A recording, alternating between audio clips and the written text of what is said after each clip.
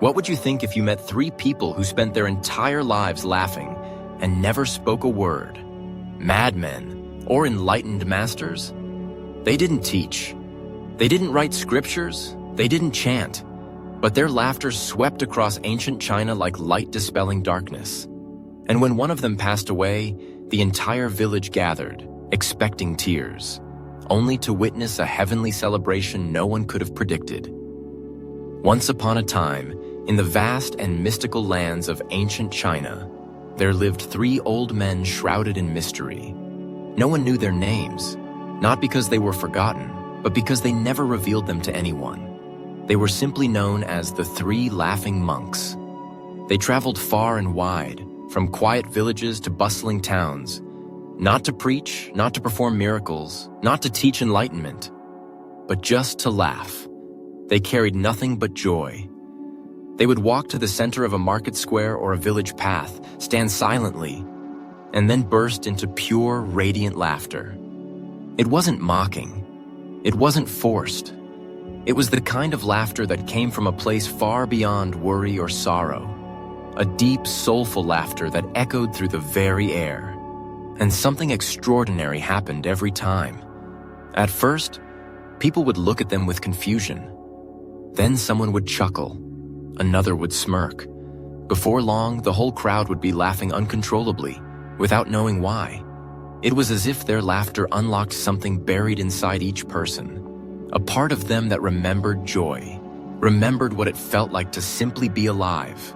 And once the entire village was immersed in laughter, the monks would quietly move on to the next village, the next town, the next soul. They never taught with words. Their only sermon was laughter. Their only prayer was joy. And yet, through this alone, they became some of the most beloved spiritual figures the people had ever known. No one knew their origin. No one knew their goal. But one thing was certain. No one ever forgot them. Years passed, and the monks continued their sacred journey, lighting the hearts of thousands. Until one day, in a northern province, one of the three monks passed away. The news spread quickly. People from every corner of the village dropped their work and rushed to the square where the three monks had gathered. Now only two remained, sitting beside the body of their fallen brother. Everyone watched, breathless. Surely, this was the moment the remaining monks would finally express sadness, perhaps even cry. It was, after all, the death of one of their own. But instead, they laughed, louder than ever. Gasps filled the air. The villagers looked on, stunned and bewildered. Some were even angry. How could they laugh at such a moment? Then, for the first time ever, the monks spoke. One of them said between fits of laughter, "Yesterday, on our way to your village, the old rascal made a bet. Let's see who among us will die first. And now, he's won." The other added, "He even left a will, and in it, he made a strange request. You see, tradition says the body must be washed and clothed in clean robes before cremation. But he wrote, 'I have never allowed the dust of the world to touch me. My laughter has kept me clean.